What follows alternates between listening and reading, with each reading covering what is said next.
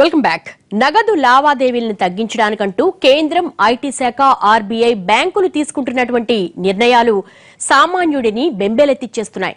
IT శాఖ నజర్ నుంచి తప్పించుకోవడానికి మీరు 2-3 అకౌంట్లు మెయింటైన్ చేసినా, మీ ఇంట్లో వాళ్ళ అకౌంట్లో డబ్బులు వేస్తున్నా ఈజీగా తెలిసిపోతుంది. అదెలాగంటారా? ఐటీ శాఖ విధిస్తున్న కొత్త పరిమితులు, కొత్త నిబంధనలే కాదు, దాని పరిధిలోకి వచ్చే వాళ్ళ చిట్టాలు కూడా ఆటోమేటిక్ గా తమ శాఖకు వచ్చేలా పగడ్బందీ ఏర్పాట్లు చేసింది ఐటీ శాఖ. అవేంటో మీరు చూడండి.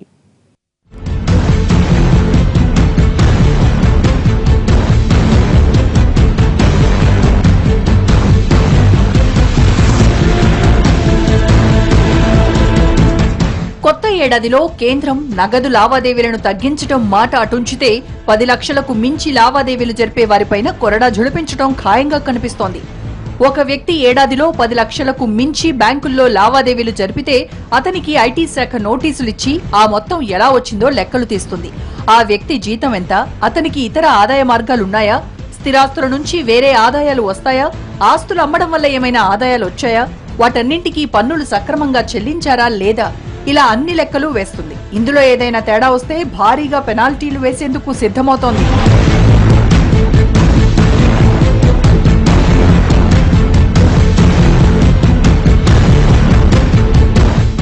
ఇదేదో ఒక్క శాలరీ అకౌంట్ లెక్కలు మాత్రమే చూస్తుందనుకుంటే పొరపాటే. సదరు వ్యక్తి కట్టే క్రెడిట్ కార్డుల బిల్లులు, ఆస్తులు అమ్మడం వల్ల వచ్చే ఆదాయాన్ని కూడా వీటితో పాటే లెక్కేసి 10 లక్షలు దాటిందా లేదా అన్నది చూస్తుంది. తెలివిగా మీకు 4-5 అకౌంట్లుండి వాటిల్లోకి వేరువేరుగా డబ్బు ట్రాన్స్ఫర్ చేసేస్తామని ప్లాన్ వేస్తే అది కుదిరే పని కానే కాదు.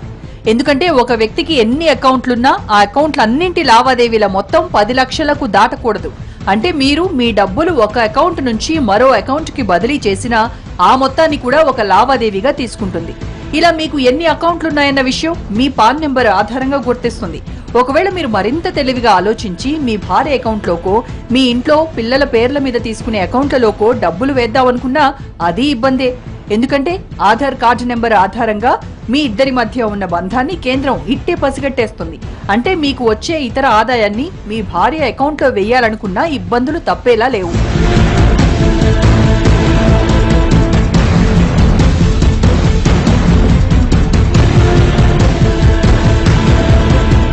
మొత్తంగా ఒక వ్యక్తి ఒక ఏడాదికి 10 లక్షలకు మించి తన బ్యాంక్ అకౌంట్ల ద్వారా లావాదేవీలు నిర్వహిస్తే ఆ వివరాలన్నీ ఐటీ శాఖకు వెళ్లిపోతాయి.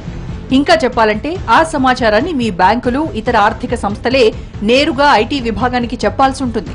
ఇందుకోసం ప్రత్యేకంగా ఆన్లైన్లో ఓ ప్లాట్ఫామ్ కూడా ఏర్పాటు చేసింది. ఈ మేరకు ఇప్పటికే బ్యాంకులన్నింటికీ సర్క్యులర్లు వెళ్లిపోయాయి. ఇలా ఒక వ్యక్తికి సంబంధించిన శాలరీ అకౌంట్, సేవింగ్స్ అకౌంట్లన్నింటి లెక్కలన్నీ వెరిఫై చేసేలా పకడ్బందీ ఏర్పాట్లు చేసుకుంది ఐటీ శాఖ. ఇందుకు సదరు వ్యక్తి అన్ని రూపాల్లో జరిపే లావాదేవీలను చెక్ చేస్తుంది. నగదు రూపంలో కాకుండా బ్యాంక్ అకౌంట్లతో అనుసంధానించి జరిపే ప్రతి లావాదేవీని ఈ కోవలోకి లెక్కిస్తుంది. ఈ లెక్క తెలిసి సామాన్యుడికి షాక్ తగిలినట్లయింది. ఇన్నాళ్లు బ్యాంకుల్లో డబ్బులేసుకుంటే భద్రంగా ఉంటాయనుకున్నాం, కానీ అదే ఇప్పుడు నేరం అన్నట్లు ఐటీ శాఖ మాట్లాడుతోందని విమర్శిస్తున్నారు. పేద మధ్య తరగతి ప్రజానికాన్ని ఆదుకోవాల్సినటువంటి ప్రభుత్వమే వాళ్ళ మీద దండన చేస్తే ఏ రకంగా ఎవరికి చెప్పుకోవాలనేటువంటిది ఈరోజు అగమ్యగోచరంగా ఉన్నది. ఈ రకమైనటువంటి పరిస్థితులు మారాల్సినటువంటి అవసరం ఉన్నది. ప్రధానంగా ఆ డబ్బు కూడబెట్టిన డబ్బు దేని పర్పస్ లో కూడబెట్టారు? నిజంగా అంతకన్నా ఎక్కువ డబ్బులు, కోట్లాది రూపాయలు ఉన్నటువంటి వాళ్ళు ఈరోజు కేంద్ర ప్రభుత్వమే స్వయంగా పెట్టుబడిదారులకు ఇచ్చినటువంటి అప్పులు 10 లక్షల కోట్ల రూపాయలు ఈరోజు మాఫీ చేసి వాళ్ళకేమో ఊడిగం చేస్తా ఉన్నది. పేద మధ్యతరగతి ప్రజానికం మీద మాత్రం ఈరోజు దండన చేసేటువంటి పద్ధతుల్లో ఆలోచన చేయటం దుర్మార్గం. ఇప్పటికైనా ప్రభుత్వం తన వైఖరిని మార్చుకోవాలా. ఒక వ్యక్తికి ఉన్న ఫిక్స్డ్ డిపాజిట్లు, కరెంట్ అకౌంట్లు మినహా అన్ని అకౌంట్లలో ఏడాదిలో 10 లక్షలకు మించి జమ చేస్తే దాని వివరాలు ఐటీకి వెళ్లిపోతాయి. ఒక వ్యక్తి పేరున 10 లక్షలు లేదా అంతకు మించి ఫిక్స్డ్ డిపాజిట్లు ఉన్నా వారి లెక్కలు కూడా ఐటీ శాఖకు వెళ్లిపోతాయి. ఒకవేళ నోట్ల రద్దుకు ముందు నుంచే వారి పేరున ఎఫ్డీలుండి వాటిని రెన్యువల్ చేయించి వాటికి ఐటీ చెల్లిస్తే మటుకు వాటి వివరాలు ఐటీ శాఖ సేకరించదు.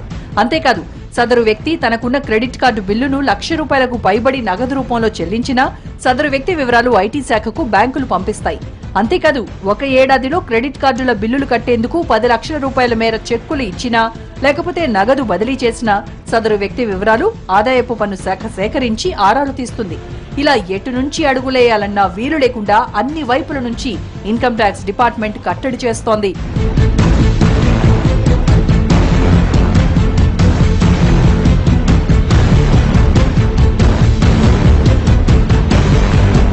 ఇలా 10 లక్షల రూపాయల లావాదేవీలు ఉన్నవాళ్లే కాదు, నోట్ల రద్దు నిర్ణయం ప్రకటించిన మర్నాడు అంటే 2016 నవంబర్ 9 నుంచి డిసెంబర్ 30 వరకు ఏ ఒక్క అకౌంట్లో అయినా 2.5 లక్షలకు మించి నగదు జమ చేసిన సదరు వ్యక్తుల వివరాలు కూడా సేకరించబోతోంది.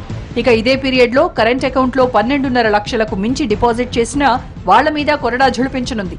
అంతేకాదు 2016 ఏప్రిల్ నుంచి నవంబర్ 9 వరకు జరిగిన డిపాజిట్లలో కూడా పెద్ద మొత్తాలు ఉంటే వాటిపై కూడా ఆరాలు తీస్తుంది.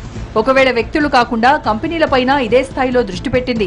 ఒక వ్యక్తి కంపెనీ పేరు మీద 10 లక్షల రూపాయల బాండ్లు, డిపాజిట్లు కొనుగోలు చేసిన, 10 లక్షలకు మించి మ్యూచువల్ ఫండ్స్, బైబ్యాక్ షేర్లు కొన్న, 10 లక్షలకు మించి విదేశీ నగదును, ట్రావెలర్స్ చెక్ లేదా ఫారెక్స్ కార్డ్, ఇతర మల్టీ కరెన్సీ కార్డులను ఉపయోగించి కొనుగోలు చేసిన వారి వివరాలు కూడా ఆరా తీయనుంది. ఇప్పటి వరకు ఆస్తుల రిజిస్ట్రేషన్ కు సంబంధించి 30 లక్షల రూపాయలకు మించి స్థిరాస్తిని అమ్మినా, కొనుగోలు చేసినా ఆ సమాచారం ఐటీ శాఖకు వెళ్లేది. కానీ ఇప్పుడు ఆ పరిధి మరింత తగ్గించబోతోంది. 10 లక్షలకు మించిన లావాదేవీలన్నింటి మీద ఐటీ శాఖ కొరడా ఝుళిపించనుంది.